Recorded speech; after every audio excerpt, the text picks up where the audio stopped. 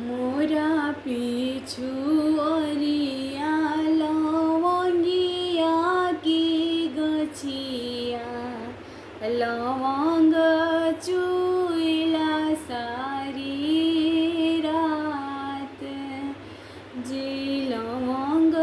चुइला सारी रात लवंग चुनिया बाबा पलंग सलावेले री समौरी चना लाई जिरी समौरी चना लाई ताही पलंगी सुतेले दुलाहायन जन दुलाहा जवरी कवन शुभवासान जवरी कवन शुभवासान आंगुर हटू ससुर जी के धियावा मोरा पीठी गरमी बहुत मोरा पीठी गरमी बहुत आता ना बचन जब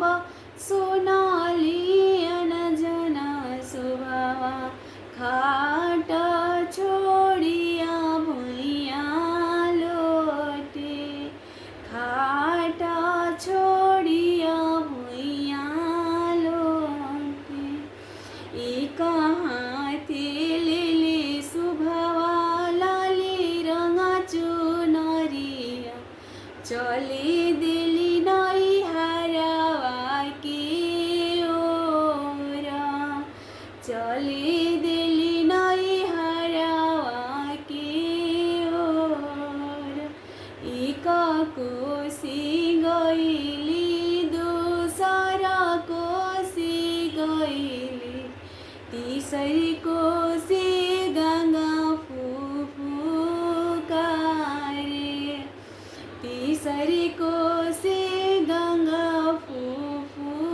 फुफुकारे हिने आऊ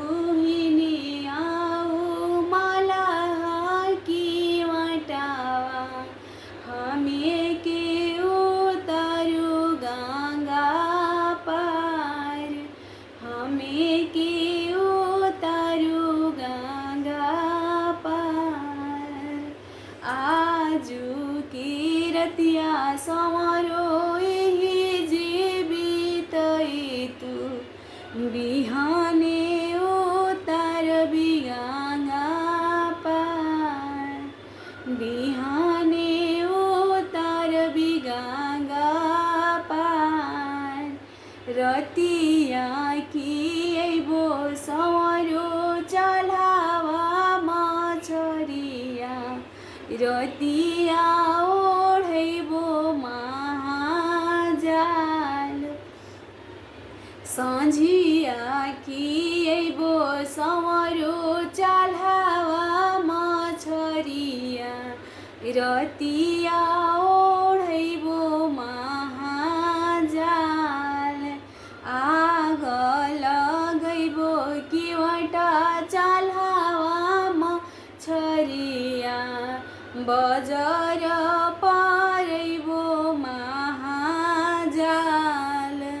हो बजर पारैबो महाजाल चाँद सूरज जैसन अपन प्रभुति जलो तू ही कवन बुनियाद तू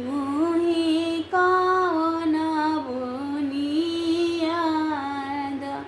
एक नैया विलिया